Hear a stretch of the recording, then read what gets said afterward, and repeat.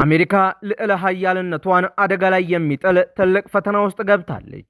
የረጅም ርቀት ሚሳኤሎቿን ሙሉ በሙሉ ጨርሳለች። ፔንታጎን በድንጋጤ ውስጥ ገብቷል። ፕሬዚዳንት ዶናልድ ትራምፕ በመከላከያ ሚኒስትራቸው ላይ በካምፕ ዴቪድ ያወረዱት ቁጣና ጩኸት ዋሽንግተንን እያናጋ ይገኛል። ይህንን ሰበር መረጃ በስፋት እንመለከተዋለን። በሌላ በኩል ደግሞ ኢራን የእኛ ቴክኖሎጂ የአሜሪካንንና የካፒታሊስቶችን መሳሪያ ይበልጣል፣ ለምታደርጉት ማንኛውም ስህተት አጥፊ ምላሽ እንሰጣለን ስትል አውጃለች። የመካከለኛው ምስራቅ የቀጥታ ጦርነት እሳቱ ወደማይጠፋበት ደረጃ ደርሷል። ሁቲዎች በሳውዲ አረቢያ ላይ የከፈቱት አዲስ የባሊስቲክ ሚሳኤል ውጣ ውረድስ ምን ገጠመው? የዛሬው ዘገባችን የዓለምን ኃይል ሚዛን የቀየሩ አስደናቂ ሚስጥሮችን ይዞ ቀርቧል። እስከ መጨረሻው አብራችሁን ቆዩ። እናንተ ደግሞ ቪዲዮቻችን ወደ ብዙ አድማጭ ተመልካቾች ይደርስ ዘንድ ቪዲዮን ላይክ፣ ኮመንት እና ሼር በማድረግ ጀምሩት። አዲስ የሆናችሁ ደግሞ ቻናላችንን ሰብስክራይብ በማድረግ ዓለም አቀፋዊ ተአማኒ መረጃዎችን ያገኙ። የኢራን አየር ኃይል የማንኛውንም ጠላት ትንኮሳና ጥቃት ለመመከት ዝግጁ መሆኑን አስታውቋል። የኢራን እስላማዊ ሪፐብሊክ አየር ኃይል አዛዥ ብርጋዴር ጀነራል ሐሚድ ቫሂዲ እንደገለጹት የሀገሪቱ አየር ኃይል ከማንኛውም ጊዜ በላይ በከፍተኛ ዝግጅት ላይ እንደሚገኝና የኢራንን ግዛት ለማስከበርና የጠላትን ጥቃት ለመመከት ጽኑና የማያወላውል ቁርጠኝነት እንዳለው አስታውቀዋል። አዛዡ ይህንን የተናገሩት በቅርቡ በተደረገ ወታደራዊ ዝግጅትና ግምገማ ላይ በተደረገ ስብሰባው ወቅት ሲሆን የኢራን ታጣቂ ኃይል በራሱ አቅምና ጥረት የበለጸጉ ዘመናዊ መከላከያዎችንና የጦር አውሮፕላኖችን በመጠቀም በማንኛውም ቅጽበት ለሚቃጣ ትንኮሳ ተመጣጣኝና አጥፊ ምላሽ ለመስጠት በሙሉ ብቃት ላይ እንደሚገኝ አረጋግጠዋል። ብርጋዴር ጀነራል ቫሂዲ አክለውም የሀገሪቱ የአየር ኃይል ሉዓላዊነትን ማስከበር ብቻ ሳይሆን በአካባቢው ሰላምና መረጋጋት እንዲሰፍን ከፍተኛ ሚና እየተጫወተ እንደሚገኝ ገልጸው ማንኛውም የወረራ ወይም የጥቃት ሙከራ ከባድ ዋጋ እንደሚያስከፍል በመግለጽ አስጠንቅቀዋል። መግለጫው በዋናነት የታለመው ሊሰነዘሩ የሚችሉ ውጫዊ ስጋቶችን በተለይም ከአሜሪካና እስራኤል ሊቃጡ የሚችሉ የአየር ወይም የሚሳኤል ጥቃቶችን ለመከላከልና ለመግታት ነው። ኢራን ዝግጁ መሆኗን ይፋ ማድረጓ ጠላቶቿ ጥቃት ከማድረሳቸው በፊት ዋጋውን እንዲያስቡበት ለማድረግ እየተነደፈ ነው ተብሏል። እንዲህ ያሉ ይፋዊ መግለጫዎች ለሀገሪቱ ሕዝብ ወታደራዊ ጥበቃው አስተማማኝ መሆኑን በማሳየት የውስጥ መረጋጋትና በራስ መተማመን ለመፍጠር ያገለግላሉ። ኢራን ላለፉት 10 ዓመታት በከባድ ማዕቀብ ውስጥ የቆየች በመሆኗ ወታደራዊ ክፍሏ በሀገር ውስጥ ቴክኖሎጂና ማሻሻያዎች ላይ የተመሰረተ ነው። የአየር ኃይሉ መግለጫ የቆዩ የጦር አውሮፕላኖችን በማዘመን አዳዲስ ሰው አልባ አውሮፕላኖችንና የሚሳኤል መከላከያ ስርዓቶችን በማቀናጀት አዲስ የመከላከል አቅም መገንባቷን ያንጸባርቃል። በመካከለኛው ምስራቅ እየጨመረ የመጣው ቀጠናዊ ውጥረት የቀይ ባህርና የፋርስ ባሕረ ሰላጤ ስትራቴጂካዊ ሁኔታዎችን ሁሉም ሀገራት የአየር ኃይላቸውን በከፍተኛ ዝግጅት ላይ እንዲያስቀምጡ አስገድዷቸዋል። የኢራን አየር ኃይል መግለጫ ሀገሪቱ ከአየር ጥቃት ባሻገር በክልሉ ያለውን የኃይል ሚዛን ለማስጠበቅ የምታደርገውንም ጥረት ያመላክታል። የብርጋዴር ጀነራል ሐሚድ ቫሂዲ መግለጫ የኢራንን የመከላከል ዝግጁነት የሚያሳይ ተራ የዜና መግለጫ ብቻ ሳይሆን በአካባቢው ያለውን የወታደራዊ ውጥረት መባባስ የሚያሳይና ኢራን በማንኛውም ወታደራዊ ፍልሚያ ውስጥ ለረጅም ጊዜ ለመቆየትና ምላሽ ለመስጠት ዝግጁ መሆኗን የሚያረጋግጥ ስትራቴጂካዊ መልእክት ነው። በተጨማሪም የኢራን መከላከያ ሚኒስቴር የሀገር በቀል ቴክኖሎጂዎችን አቅም ከቀጠናው የውጭ ሲስተሞች በልጧል ሲል አስታውቋል።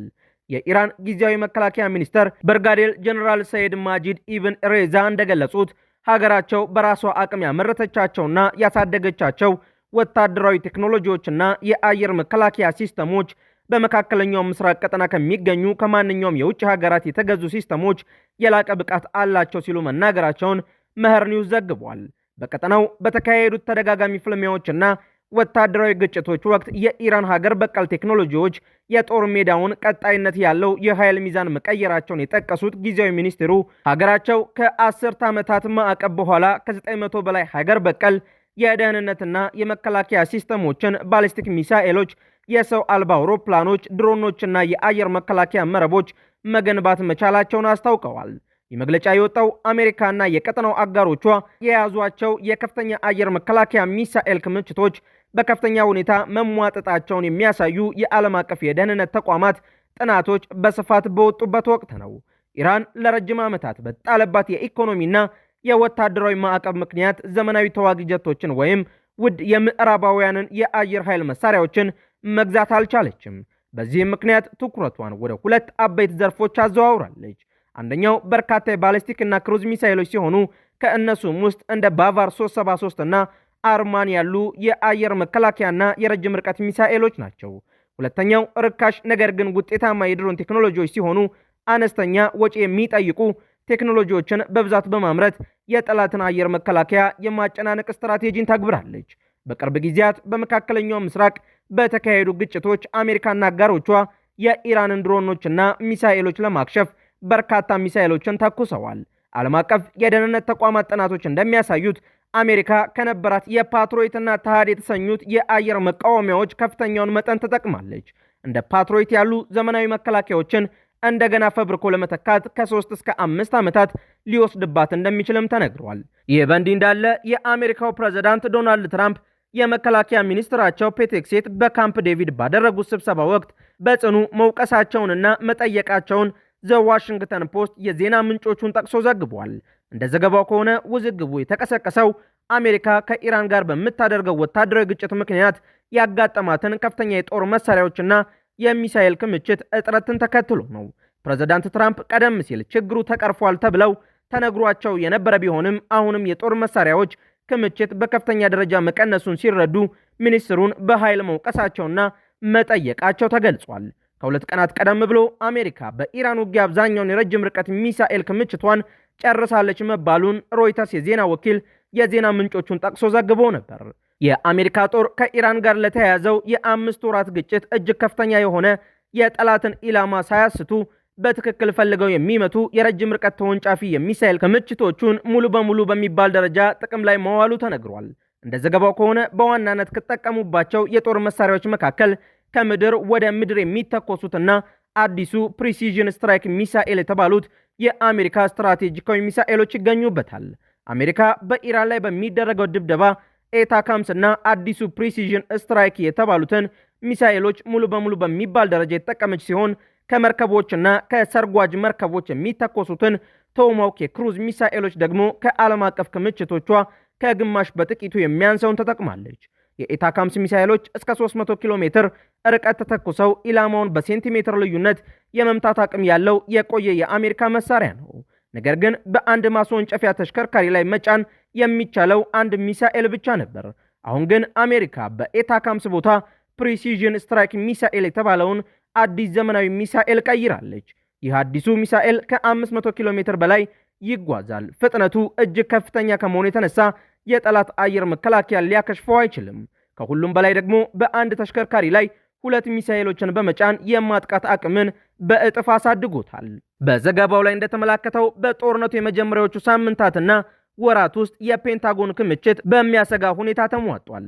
የአሜሪካ ጦር ከ1300 በላይ የታክቲካል ባሊስቲክ ሚሳኤሎችን የተኮሰ ሲሆን በአሁኑ ወቅት የእነዚህን ሚሳኤሎች ክምችት ሙሉ በሙሉ ማለት ይቻላል ማለቁ ተገልጿል። ከ1000 በላይ የተሃድና የፓትሮይት አየር መከላከያ ሚሳኤሎች ጥቅም ላይ ውለዋል። ሪፖርቶች እንደሚያመላክቱት የተሃድ ክምችት እስከ 80 በመቶ እንዲሁም የፓትሪዮት ሚሳኤሎች ክምችት እስከ 65 በመቶ ያህል ወርዷል። በመጀመሪያው ወር ብቻ ከ850 በላይ የቶማሃውክ ሚሳኤሎች የተተኮሱ ሲሆን ይህም በፔንታጎን እቅድ ላይ ትልቅ ጫና ፈጥሯል።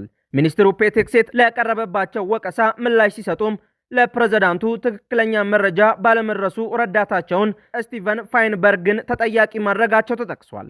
ዘገባው ይፋ ከሆነ በኋላ የዋይት ሃውስ የፕሬስ ሴክሬታሪ ካሮላይን ሊቬት ዘገባውን አስተባብለዋል። ሊቬት በሰጡት ምላሽ ይህ 100% የሐሰት ዜና ነው። በካምፕ ዴቪድ አብሬያቸው ነበርኩ። እንዲህ ያለ ነገር በፍጹም አልተከሰተም። ፕሬዝዳንት ትራምፕ በወታደራዊ ሚኒስትራቸው ፔት ሄግሴት ላይ ሙሉ በሙሉ እምነት አላቸው ብለዋል። የፔንታጎን ቃል አቀባይ ሾን ፓርኔል በበኩላቸው ሚኒስተር ሄግሴት ማንንም ሰው አላሳሳቱም ሲሉ የዘገባውን እውነተኛነት አስተባብለዋል። በሌላው ሰበር መረጃችን የየመን ሁቲ አማጽያን በደቡባዊ ሳውዲ አረቢያ አየር ማረፊያዎች እንዲሁም መሰረተ ልማቶች ላይ የሚሳኤል ጥቃት መሰንዘራቸውን አስታውቀዋል። በየመን የሚንቀሳቀሱትና በኢራን የሚደገፉት የሁቲ አማጽያን አንሳሩላህ በደቡባዊ ሳውዲ አረቢያ የሚገኙ አየር ማረፊያዎችን፣ የባህር በር ወደቦችንና ወታደራዊ ኢኮኖሚያዊ መሰረተ ልማቶችን ኢላማ ያደረገ የባሊስቲክ ሚሳኤልና የድሮን ጥቃት ማድረሳቸውን የክልሉና የዓለም አቀፍ የዜና ምንጮች ዘግበዋል። እንደ አልጀዚራ፣ ሮይተርስ እና የሳውዲ ጥምረት መግለጫዎች ዘገባ በደቡባዊ ሳውዲ አረቢያ የሚገኘው የአብሃ አየር ማረፊያና የናጅራን ቀጠና እንዲሁም በጃዛንና የአምቦ አካባቢ የሚገኙ የነዳጅና የወደብ መሠረተ ልማቶች የጥቃቱ ኢላማ ሆነዋል ብለዋል። የሁቲ ወታደራዊ አዛዦች እንደገለጹት ጥቃቱ የባሊስቲክ ሚሳኤሎችንና የረጅም ርቀት ተኳሽ ድሮኖችን ያካተተ ሲሆን በሳውዲ አረቢያ ደቡባዊ ግዛቶች የሚገኙ ስትራቴጂካዊ የሲቪልና የኢኮኖሚ ተቋማት ላይ ያቀደ ነው ብለዋል። የሳውዲ ጥምረት የአየር መከላከያ ስራ ላይ በመሰማራት ወደ ግዛቷ የተተኮሱ ሚሳኤሎችን ማክሸፉን የገለጸ ቢሆንም በነዳጅና መሠረተ ልማቶች አካባቢ ስጋቶች መቀነሳቸው ተጠቁሟል። አማጽያኑ ይህ ጥቃት በየመን ላይ ለተጣለው የአየርና የባህር ከበባ የተሰጠ ምላሽ እንደሆነና ከሳውዲ ጋር የነበረው የሰላም ስምምነትም ሙሉ በሙሉ ማክተሙን አውጀዋል። ውጥረቱ እንደገና ያገረሸው በየመን ህጋዊ መንግስትና በሁቲዎች መካከል በሰነአ አየር ማረፊያ የማረፍ መብትና የኢራን በረራዎችን በተመለከተ ከተፈጠረው አለመግባባት በኋላ ነው። ሁቲዎች ጥቃቱን በሳውዲና ደጋፊዎቿ ላይ የሚያደርሱትን ጥቃት እንደማያቆሙ በመግለጽ የሰላም ውይይቱን አቋርጠዋል። ሁቲዎች በሰነአና በሰሜናዊ የመን የሚገኙ የመንግስት ሰራተኞች ደሞዝ ከሀገሪቱ የነዳጅ ገቢ እንዲከፈላቸውና በወደቦች ላይ የተጣለው ገደብ ሙሉ በሙሉ እንዲነሳ የሚጠይቁ ሲሆን ይህ ሳይፈጸም በመቅረቱ ሳውዲ ላይ ኢኮኖሚያዊ ጫና ለመፍጠር አቅደዋልም ተብሏል። ሁቲዎች የሳውዲ አረቢያ የነዳጅ ጫኝ መርከቦች እንደ ያምቡ ያሉ የቀይ ባህር ወደቦችና የደቡብ አየር ማረፊያዎች ስጋት ላይ እንዲወድቁ በማድረግ ሪያድ ለድርድር እንድትቀመጥና ቅድመ ሁኔታዎቻቸውን እንድትቀበል ማስገደድ ይፈልጋሉ። ከኢራንና ከቀይ ባህር ውጥረት ጋር በተያያዘ ሁቲዎች በቀጠናው ያላቸውን የረጅም ርቀት ተተኳሽ ሚሳኤሎችና የድሮን አቅማቸውን ማሳየት ይፈልጋሉ። ሳውዲ አረቢያ ግዙፍ የቱሪዝም የኢንዱስትሪና የከተማ ልማትን የመሳሰሉ የሜጋ ፕሮጀክቶችን እየገነባች ባለችበት ወቅት የድንበር ጥቃትና የነዳጅ ተቋማት መመታት ለውጭ ኢንቨስትመንትና ለሀገሪቱ ደህንነት ትልቅ አደጋ ነው። ሪያድ እንደ አውሮፓውያን አቆጣጠር ከ2015 እስከ 2022 የነበረውን ከባድ የየመን ጦርነት አጠናቃ መውጣት የምትፈልግ ቢሆንም አሁንም የሚሰነዘሩ ጥቃቶችን ዝም ብሎ ማለፍ ወታደራዊ የመከላከል አቅሟን ስለሚያዳክም በጠንካራ ምላሽና በሰላም መንገድ መካከል ተወጥራ ትገኛለች። ጥቃቱ በደቡባዊ የአየር ማረፊያዎች ብቻ ሳይወሰን ወደ ቀይ ባህር የመርከብ መስመሮችና የነዳጅ ማጓጓዣዎች ከተስፋፋ የዓለም አቀፍ የነዳጅ ዋጋ እንዲያሻቅብና የመርከብ መድን ወጪዎች እንዲኖሩ ያደርጋል። በየመን የተጀመሩት የሰላም ንግግሮችና የተኩስ አቁም ስምምነቶች ሙሉ በሙሉ የመፍረስ አደጋ ላይ ወድቀዋል። ውድ የአውድ ዓለም የዩቲዩብ ቻናል ተከታታዮቻችን አዳዲስ የተሰሙ ሰበር መረጃዎቻችን እነዚህን ይመስሉ ነበር። በእነዚህ መረጃዎች ላይ ያላችሁን ሀሳብ አስተያየት በኮመንት መስጫው ላይ አስፍሩልን።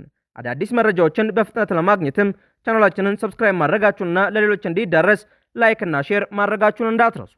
በሌላ መረጃ ዳግም እስከምንገናኝ ሰላም ቆዩን።